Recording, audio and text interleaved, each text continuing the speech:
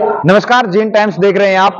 Supreme court का एक अहम फैसला एससी एसटी को लेकर कल जो सामने आया है कि कोटे के अंदर कोटा अब राज्य सरकारें अपने हिसाब से या फिर अनुपात के दायरे में रहकर उनको आरक्षण जो है वो कोटा प्रदान कर सकती हैं। उसी मुद्दे को लेकर हम खास बातचीत करेंगे। हमारे साथ मौजूद हैं एडवोकेट देशराज सरोहा जी मौजूद हैं। क्या इसके फायदे हैं समाज में और क्या इसके नुकसान होंगे, क्या राजनीतिकरण होगा और अनुसूचित जाति जो वर्ग है उसको लेकर कितना ये इफेक्टिव फैसला है, उसको लेकर हम बातचीत करेंगे देशराज सरोहा जी से।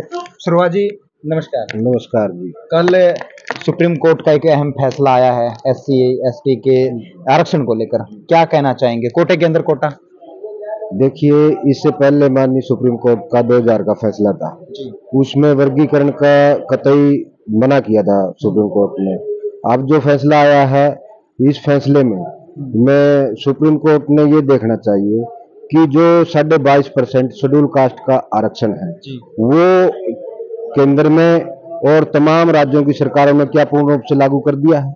नहीं, क्योंकि 22.5% में से अब तक जो 7.5% जो है जो आरक्षण लागू हुआ वो 7.5% में भी जो 4th क्लास का जो है वो कोटा पूरा है, वरना जो 2nd क्लास में, 1st क्लास में और जुडिशरी में सुप्रीम कोर्ट में भी जो SC ST के कितने जज हैं, हाई कोर्ट में SC ST के कितने जज हैं।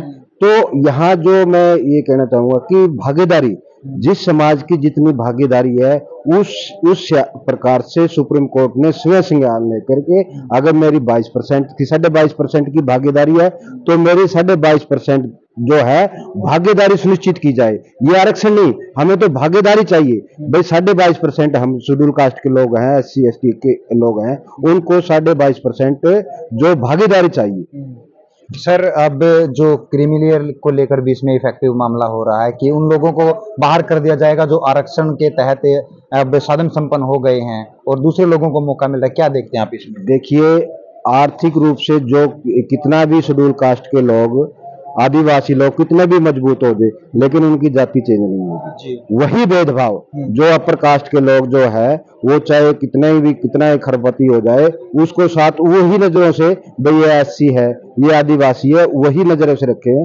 तो ये क्रिमिनल का जो दायरा रखा है इसकी भी हम जो है वो करते हैं, खंडन करते हैं। 2004 का मामला था, उसमें इस अपील को जो खारिज कर दिया था पंजाब सरकार की, लेकिन अब 20 साल बाद ये फैसला होना और कहाँ तक वाजिब मानते हैं आप? क्या इसके पीछे कुछ राजनीति हो सकती है? देखिए, मैं इस फैसले को जो है राजनीति की कहूंगा, क्योंकि जो अभी कई स्टेटों में चुनाव हैं और उसमें वो फायदा लेने के लिए इस प्रकार का वो जो गलत निर्णय जो राज्य सरकार ले सकती है।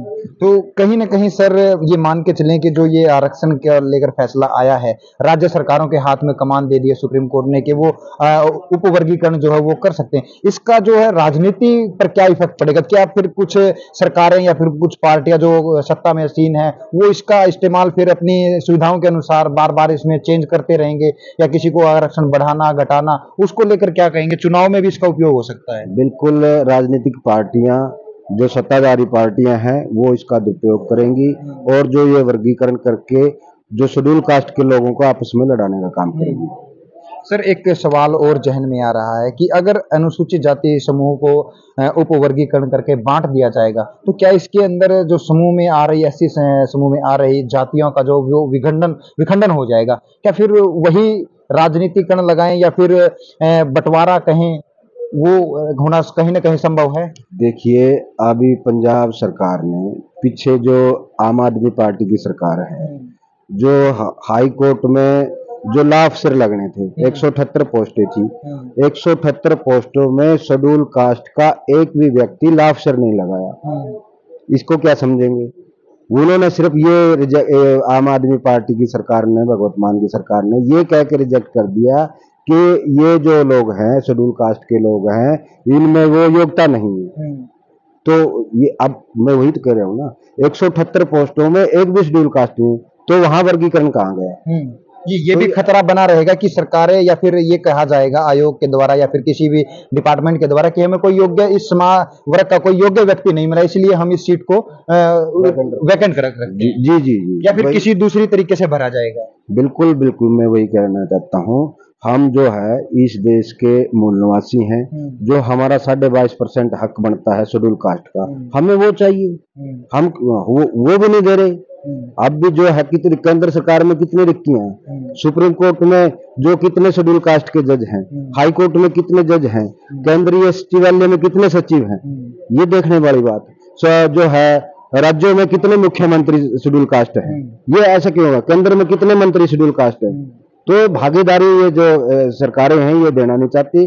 और मेरा पर्सनली ये मानना है कि इस देश के हर जो उसकी जो भागीदारी है, जो उसकी सुनिश्चित की जाए, जितनी जिसकी संख्या बारी उतनी उसकी हिस्सेदारी के मुताबिक उनको ये होना चाहिए। कहीं ना कहीं देखा जाए तो देश के अंदर भी आज तक आजादी के बाद भी एक भी दलित व्यक्ति जो है वो प्रधानमंत्री नहीं बन सका। हरियाणा की बात करें तो मुख्यमंत्री नहीं बन सका। तो क्या फिर वो आरक्षण जो दे रहे हैं तो इनमें भी तो लागू होना चाहिए कि हमें भी तो वो पद चाहिए जो सर्वोच्च पद होते हैं? बिल्कुल, मैं वही तो कह रहा हूँ ना। जब ये केंद्र सरकार, राज्य सरकारें शेड्यूल कास्ट के लोगों को हक ही नहीं देना था, सिर्फ ये जो है ना बंदरबाट कर रहे हैं, इनको जो आपस में जो है डिवाइड रूल की जो है फूट डालो राज करो की ये नीति है केंद्र सरकार की, राज्य सरकार की। तो मैं इसमें यही कहना चाहूंगा कि केंद्र सरकार को इस फैसले के खिलाफ अध्यादेश लाना चाहिए ताकि शेड्यूल कास्ट के लोगों को सही हक मिल सके। चिराग पासवान ने यह कहा कि सरकार इस फैसले के ऊपर जो है ध्यान दे, इसके ऊपर रोक लगाने की कोशिश करे या फिर बातचीत का रास्ता निकाले। चिराग पासवान ने सीधे तौर पर ट्वीट हुआ तो बोल दिया था। देखिए, ये पॉलिटिकल उनका मैटर है, इस पर मैं कोई चलो पॉलिटिकल हम आपसे नहीं, लेकिन एक बात मैं आपसे जानना चाहूंगा कि समाज के लोगों को एक सिंपल सी भाषा में, वकील की भाषा को थोड़ी सी देर के लिए परे रखते हुए एक सिंपल भाषा में अगर क्या इफेक्टिव होगा ये फैसला वो बताएं। देखिए, मैं वही कह रहा, मैं हरियाणा प्रदेश की बात करना चाहूंगा। हरियाणा प्रदेश में 22.5% शेड्यूल कास्ट का आरक्षण रिजर्व है जी, आरक्षित है जी। लेकिन हरियाणा प्रदेश सरकार ने मात्र 7 पॉइंट कुछ, वो भी 4th क्लास के कर्मचारियों की भर्ती की है।